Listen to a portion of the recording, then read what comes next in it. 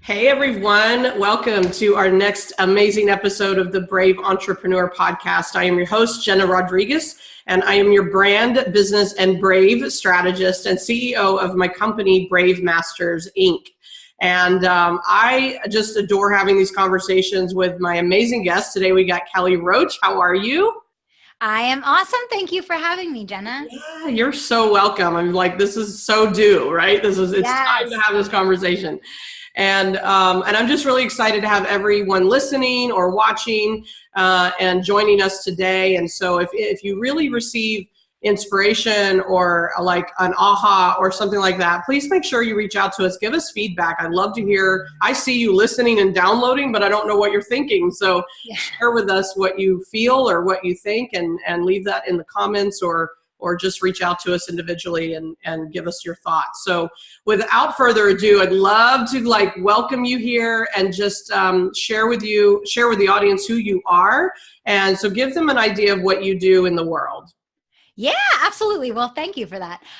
So I'm a business growth strategist and a peak performance coach, and I run a coaching and consulting company. So I help entrepreneurs to make 6- and 7-figure leaps in their business. And I do that by helping them put systems in place in their business, by understanding how to create a sales and marketing process and program in their company that works and is sustainable. And most importantly, to get the right team in place around them so that over time, as they build and grow their companies, they can get off the hamster wheel and actually empower others to teach and coach and sell and market and serve for them. So it's really about helping people kind of cross that bridge from okay, first, how do I get it working for myself? Right. Then how do I systematize it? And then how do I build a team around me that can go out into the world and be brand ambassadors for me and sell and market and close clients so that you can take a step back and really enjoy the fruits of your labor as an entrepreneurship, kind of on the other side of being the visionary and the CEO versus kind of down in the weeds where we all start, right? Doing the tactical day to day. Yeah, I love that. And you just, you really, number one, you're speaking my language. I love that. and it's like, how, number one, how long have you been in business for yourself? Yeah. So I started my company in 2012. 2012. And then tell us a little bit about your history before that. Yeah. So my background was doing sales and marketing for a Fortune 500. So I started off entry level, new college grad, got into sales, had no idea what I was doing. I started doing sales and recruiting actually. And I joined because I thought I was going to help people and I was into the recruiting and all of that. And I fell in love with sales because I was like, holy crap.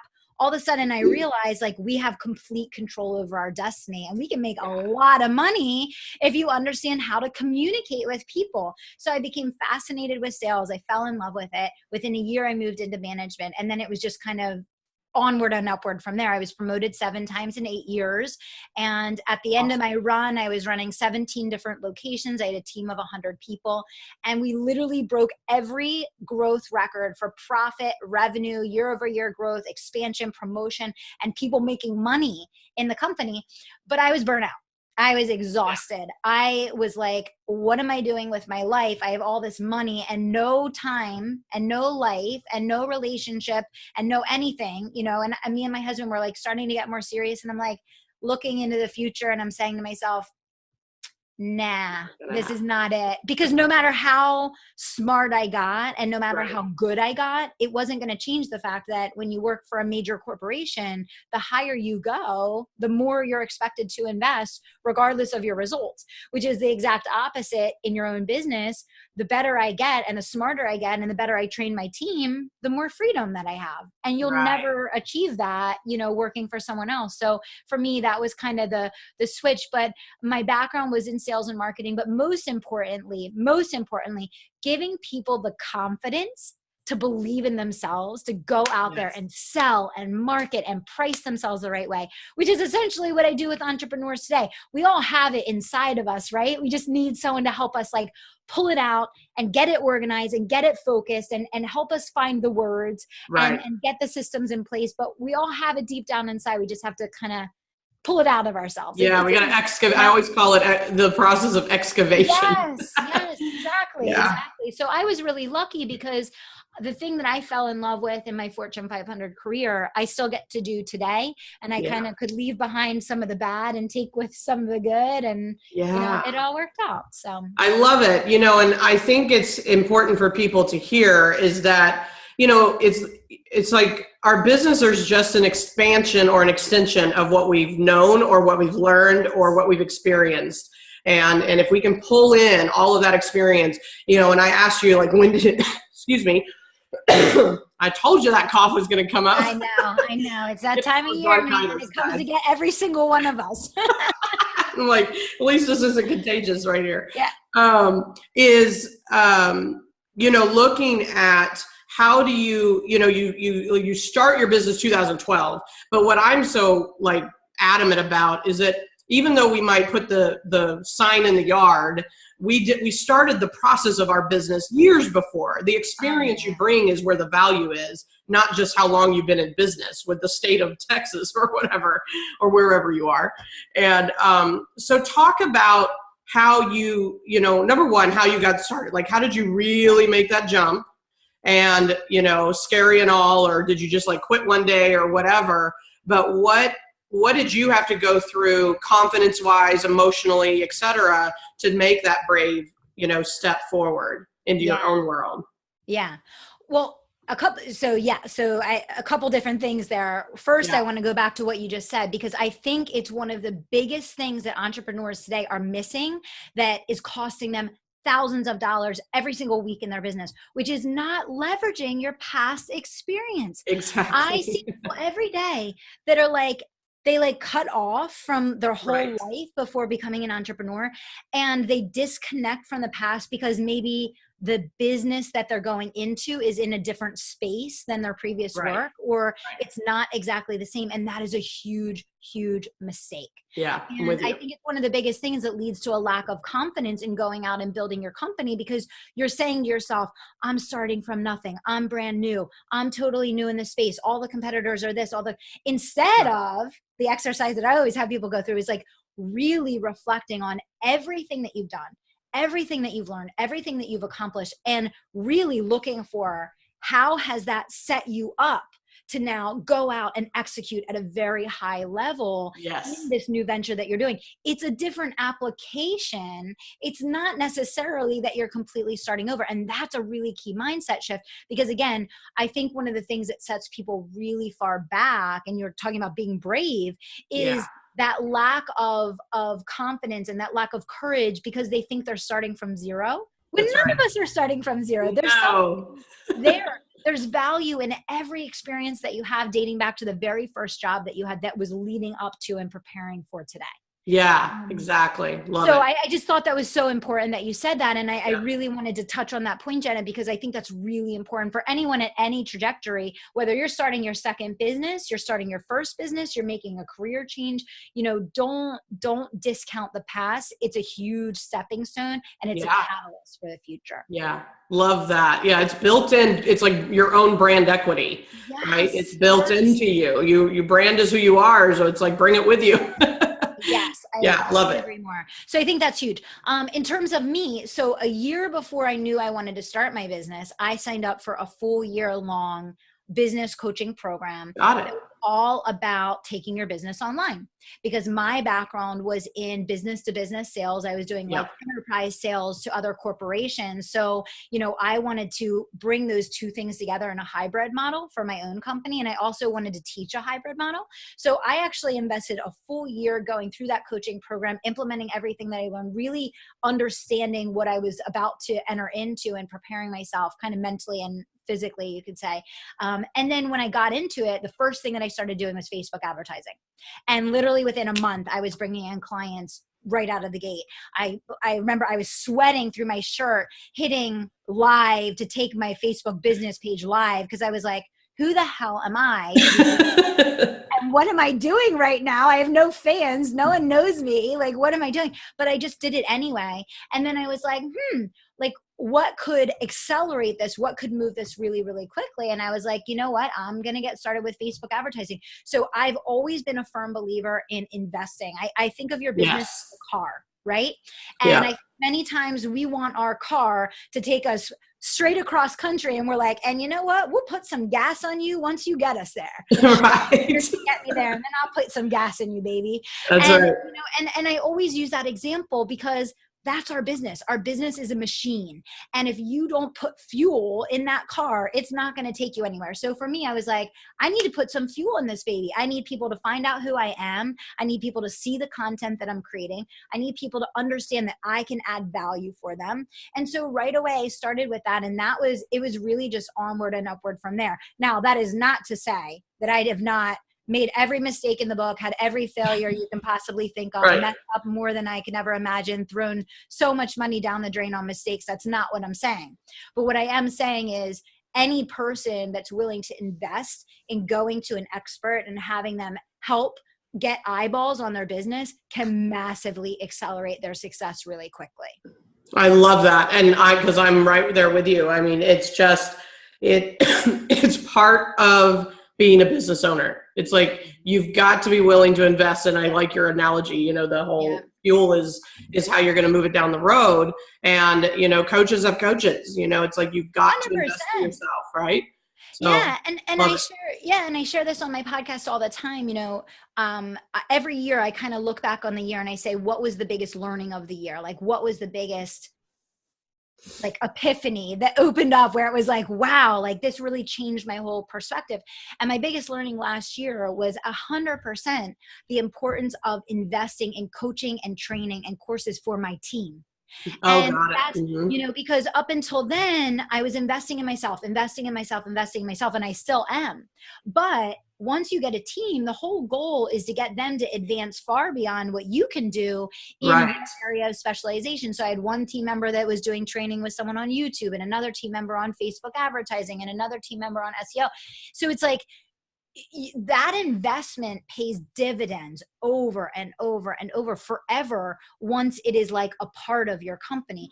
Of course, it's hard to put that money out up front. It's like $2,000 a month. What? You know, but that $2,000 a month, if you actually do the work, can easily be translated into 10 or 20 or even more. And so I think that investor mindset is a really critical piece of success in any business at any stage or age. And just like you said, Jena, investing in yourself. You know, I'm always in courses and programs, and now I'm doing the same for all of my team members, because it's like, if you don't invest in them, their cap is you. And they're doing all kinds of stuff that you have never even done before. I've never run Facebook ads. So how am I going to train my team to run Facebook ads for me, right? Yes. So yeah, I just think it's I'm with you on that. Yeah. You know, it's interesting. You know, you said something about making mistakes, and, you know, and I think, so what is it for you mindset wise? And I always say brave daily, right? It's like, I think being willing to make a mistake is brave. And so what keeps you in the game, even when you make a mistake or you lose money or whatever it is? I mean, I never say lose, but it's like win or learn. But what keeps you there? What keeps you going? Yeah. Well, I have learned a lot, if that's the way we're phrasing it. But I know I'm wrapping up a lot of learning. Yes, I have learned a lot. But it's been great. You know, I think when I started my business, Jena, my modus operandi was like, protect yourself, look professional at all times, only do safe things that are absolutely going to work. You know, I was very like in the box and very rigid. And, you know, that worked to about the 6-figure mark. And then it was like, all right, like you can't get past that level unless you're willing to like break the norms and try new things and be brave. Like you said, I mean, it's not brave if you're only taking risks on things that you're like 99% certain are going to happen, right? All of the big things that we've done in the company that have created massive success for us, from hiring my team members, I went from myself to a team of 7 to, you know, investing in getting, you know, Facebook in-sourced in the company, and so many other things, webinars and podcasting. I mean, we screwed up so many times and we had so many failures before we made it work that I now fundamentally understand that the degree to which you can succeed in business is directly correlated to the degree to which you're willing to be brave. Amen. Right? Yes. So, I mean, your whole show is it, right? Like yes, I love it. all there is, because if you're willing to be brave at a level 1, you're going to get level 1 results. You're willing to be brave at a level 2, you're going to get level 2 results. But the people that are taking it, up into the multi-millions and beyond and killing it, they're like a level 12 brave, right? Like they're willing to put that risk in over and over again and learn fast so they can keep moving. I love that. Like, hold on, I have to write that down. The level, what'd you say? The level of success. Your level of success is going to directly correlate with the level to which you're willing to. Right.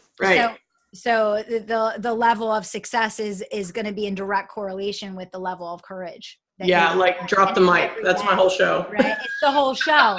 And that's why I love what you're doing here, Jena, because thank you.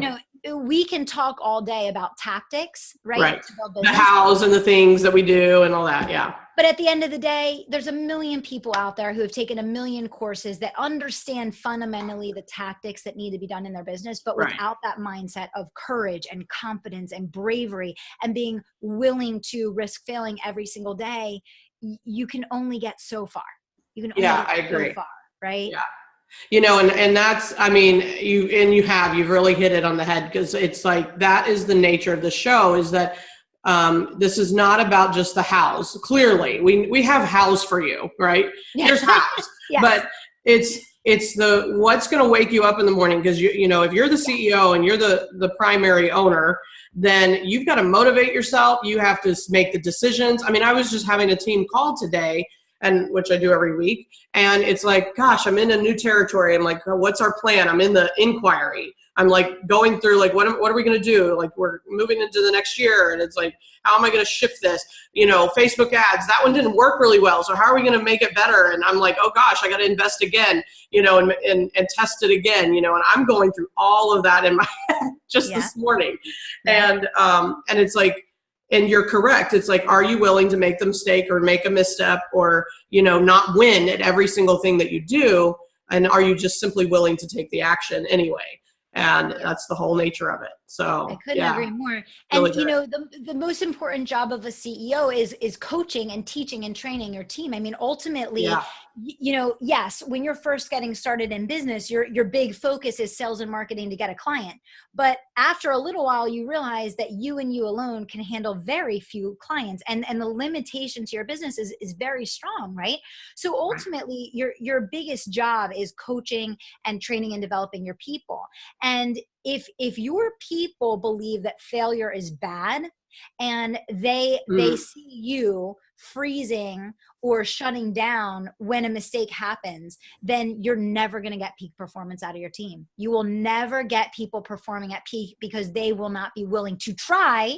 They will not be willing to be innovative. They will not bring their best, because they're going to color inside that little box, because they don't want to see you disappointed or frustrated or upset because they tried something and it didn't work.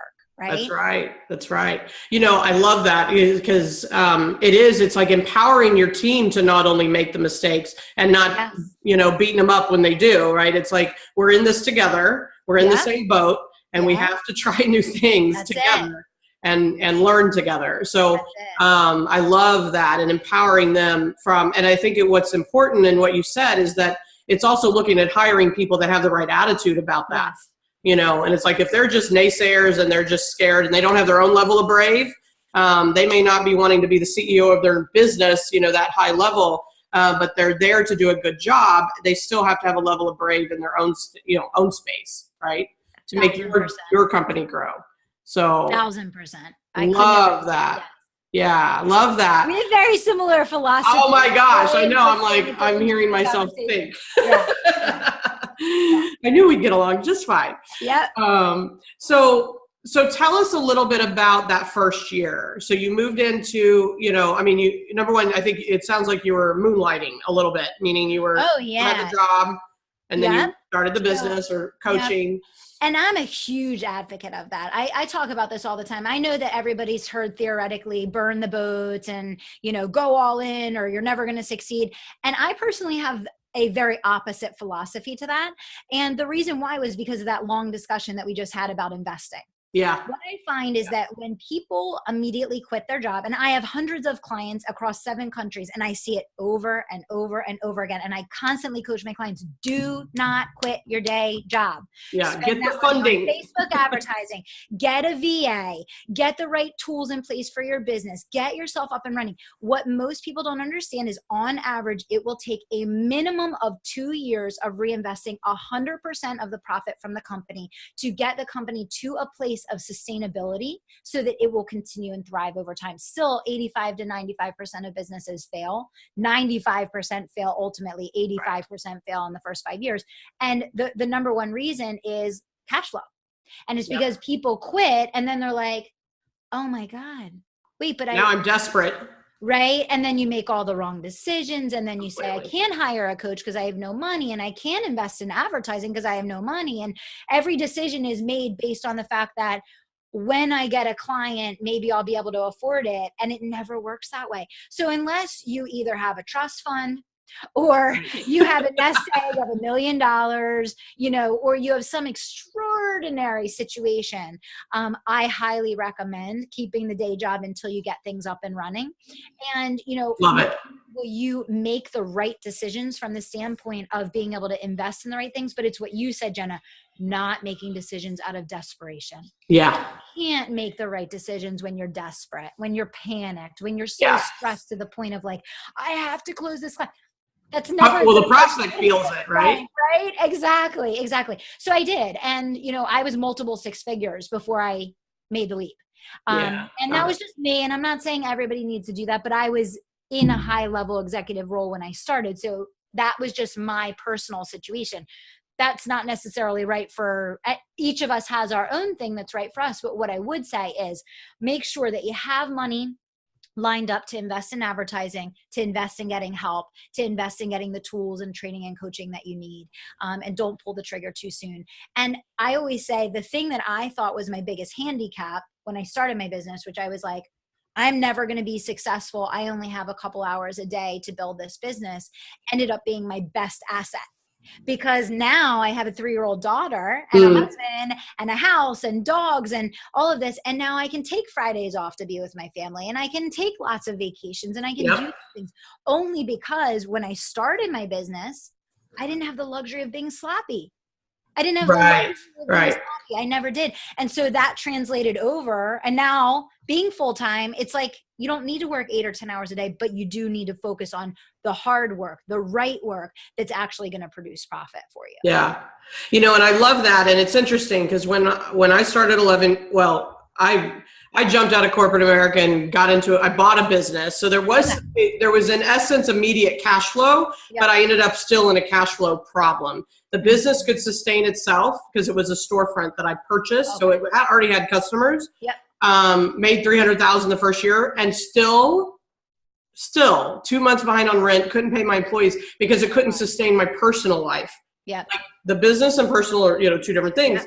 And then the story is I left that and still wanted to keep I didn't want to go back to corporate. So I did have to figure out, how am I going to fund the mortgage while I build this next business, right?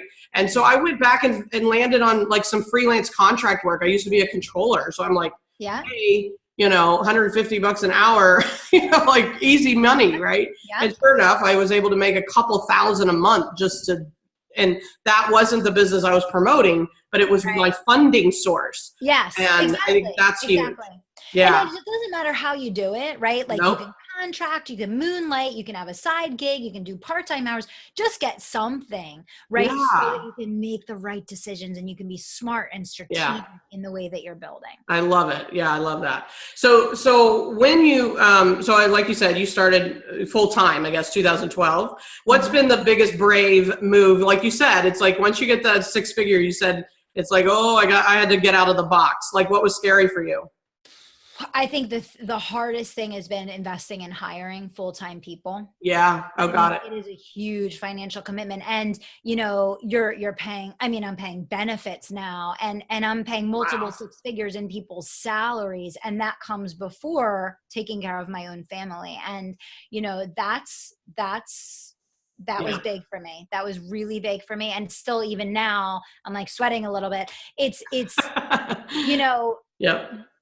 especially if you are investing for growth and you're not upside down and backwards. Like, I've always been a believer in invest and grow up to the people based on my past experience versus get in a panic where you're behind and you are hiring someone, because many times the business will then significantly go backwards because you don't have enough manpower to be able to grow. So you go back to meet the manpower that you have, then you hire someone, but now you're upside down because you just hired this person and the business slowed down to the workforce that you had. So I think when you're investing for growth and you're intentionally adding people consistently so that you can keep growing, it doesn't get easier necessarily in terms of the pressure that puts on you and your family in terms of balancing, holding everything in balance. So for me, for sure, that I would say that has been huge. Yeah, got it. And I get it because you feel responsible for their livelihoods, right? And it's like, a whole nother level of pressure. You cannot make payroll. It's not optional. That's it, right? Yeah. So one way or another, like, you have to get it done. And that's, yeah. It's like something else sometimes gets sacrificed, right? Yeah. So, and I love you. Thank you for sharing that. I love that you opened up about that, because and yet it's still the necessity of growing and sustaining and building, right? It's like, you cannot stay one person forever. Yeah, I wouldn't do it any other way. It's one of those things where it's like, no pressure, no diamond. Yes. And I think it's that way with building your team. No pressure, no diamond. So, you can take the lazy approach. I could take the lazy approach and just understaff myself and be like, extra 6-7 figures for my family. but then I'm basically cutting off the future of the company. I'm saying, instead of me investing so we can keep growing and make an impact on the world, I'm kind of cutting us off and saying, we're going to stay here because I'm more concerned about pulling out every dollar that I can now than I am about investing to build for the future. And not to say, for some people that might be the right decision, but if you have a big mission that you want to fulfill and you have a vision for where you want to go, and there's a really specific end goal that you're trying to achieve, then no pressure, no diamond, right? Yeah, love that. Well, that's a good note to leave us on here. Yes. No pressure, no diamond. I agree 100%. And it's like, I also imagine the diamond mine underground and how you quit 5 minutes before finding it. It's like, you can put pressure on and the diamond's not there yet, but if you quit too soon, you'll never get to the diamond, like, regardless of the pressure, it's like, do not quit. 1,000%. Yeah. Love it. Love it. Love it. Exactly. So, exactly. Sorry, go ahead. Oh, no, that was it. I was just really agreeing with that. We're just confirming. So tell everyone, for as we kind of close out here, what does brave mean to you, really? I think what brave means to me is having your inside world align with your outside world. So the actions that you're taking, the way that you're living your life, the person that you're being is in alignment with what's in your head and what's in your heart and what's in your soul's purpose, which is very many times very hard and challenging. And it's not the road of least, it's not the path of least resistance. Right. I think that's what being brave is it's really living up to your highest potential that you were put here to achieve, which is difficult, but it's worthy. Yeah.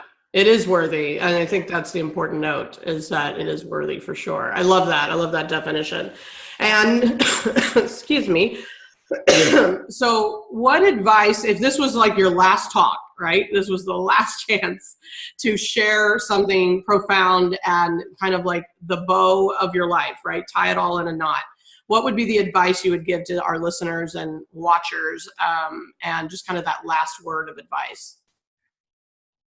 Yeah, I think the biggest thing is that life is incredibly finite, and that our human life, we get wrapped into the day-to-day and we believe that we're invincible and that this is going to go on for forever and that we're going to always have another day.